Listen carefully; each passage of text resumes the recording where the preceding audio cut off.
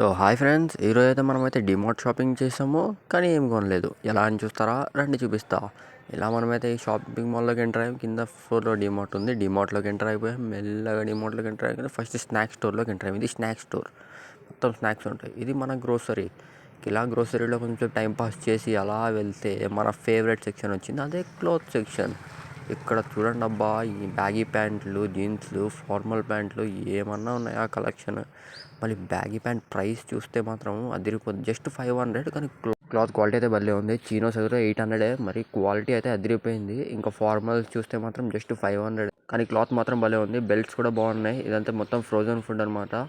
మనమైతే ఏం టచ్ చేయలేదు అవి. సో ఇవైతే సాఫ్ట్ డ్రింక్స్, ఐస్ క్రీమ్స్ ఇక్కడైతే అన్నీ ఉన్నాయి. సో ఇక్కడ బిల్డింగ్ కౌంటర్ అండ్ ఇది ఎగ్జిట్. మనం ఏదైతే ఏమీ కొనలేదు, కానీ మొత్తం ఒక చుట్టేసాం.